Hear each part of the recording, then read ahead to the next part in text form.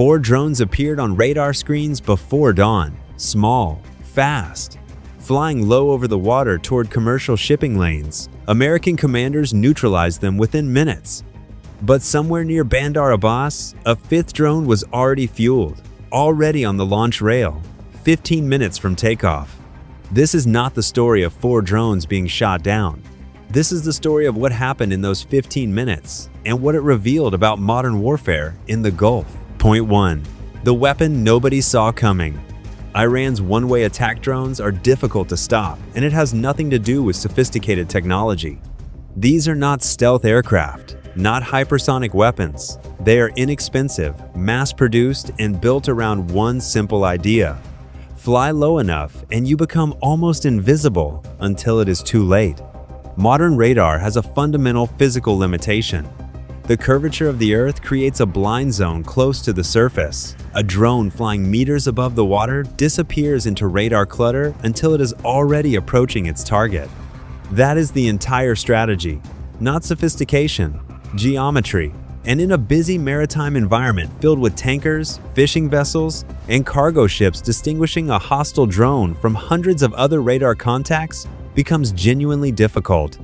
Operators are searching for a threat specifically designed to look like everything else on the screen until the last possible moment. Point 2. The kill chain. The moment the 4 drones appeared, a system called the kill chain activated across the entire carrier strike group simultaneously.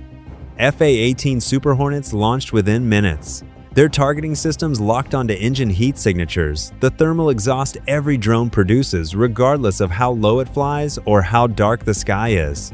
Aim, 9x Sidewinder missiles, infrared guided. One by one, the drones disappeared from radar screens and flashes over the water. 4 threats eliminated. But flying behind the fighters, an aircraft that rarely makes headlines, was doing something equally important. The EA-18G Growler. While Super Hornets engaged drones physically, the Growler hunted the invisible battlefield. Every drone needs a signal, a communication link connecting it to operators on the ground. The Growler found those signals, and then it broke them. But jamming was only half the mission. Every signal disrupted could also be traced, analyzed, mapped back to its origin point. Those signals pointed toward a specific compound near Bandar Abbas. Point 3. 15 minutes. Intelligence confirmed it quickly.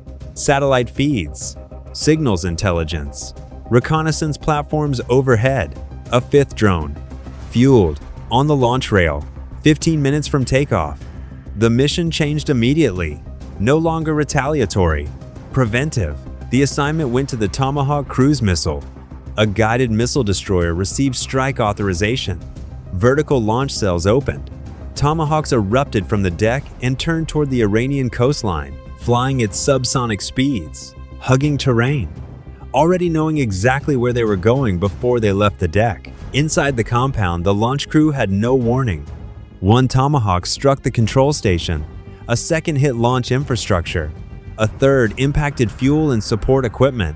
Secondary explosions tore through the compound as stored munitions ignited. The 5th drone, still on its rail, was destroyed before it ever left the ground.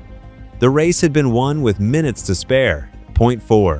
Why America sends a $30 million fighter to kill a cheap drone. Hours later, the USS Abraham Lincoln Carrier Strike Group detected a new contact over the Arabian Sea. Small, steady, heading directly toward the fleet. A Shahed 139, medium altitude, long range. It did not alter course when challenged. The carrier group launched an F-35C Lightning II to intercept it.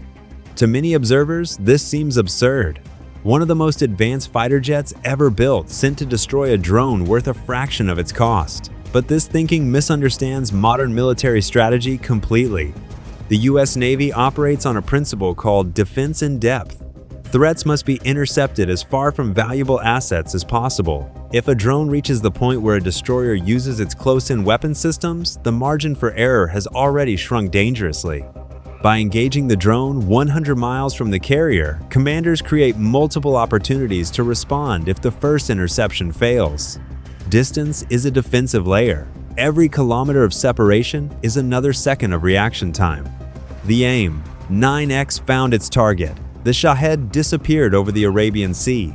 The carrier group continued without damage. Protecting a $10 billion carrier with a $30 million fighter is not wasteful spending. It is rational risk management. Point 5. The larger battle nobody is fully covering. The destruction of the Bandar Abbas launch site was a tactical success. But tactical victories and strategic outcomes are not the same thing. The drone network was damaged, not eliminated. Mobile launchers can relocate. Production facilities rebuild. Stockpiles exist where intelligence coverage is thinner. And from Tehran's perspective, allowing a major strike against Iranian military infrastructure to go unanswered was politically almost impossible. But directly attacking U.S. carrier strike groups is enormously difficult. Carrier groups are constantly moving. The margin between an attempted strike and catastrophic retaliation is almost non-existent. That reality pushes Iran's attention towards softer targets. Fixed U.S. installations across the Gulf, Al Udeid Air Base in Qatar, facilities in Kuwait, Bahrain, Iraq, and the UAE. Stationary, known, significantly easier to target than a moving carrier at sea. Iran possesses ballistic missiles capable of reaching all of them. Fatah family systems, medium-range platforms. Combined with drone swarms and proxy forces, a strategy designed not to defeat America militarily, but to make the cost of operations in the Gulf politically unsustainable. The 5 drones that morning were not simply an attack. They were a test. A probe of American response times, defensive capabilities, and willingness to strike back inside Iranian territory. The United States passed that test tactically. The larger question, the one that determines whether this conflict stays a shadow war or becomes something far more dangerous, is whether passing tactical tests is enough to change the strategic calculation in Tehran. Right now, nobody has a confident answer. And that uncertainty, more than any missile or drone, is the most dangerous thing in the Gulf right now.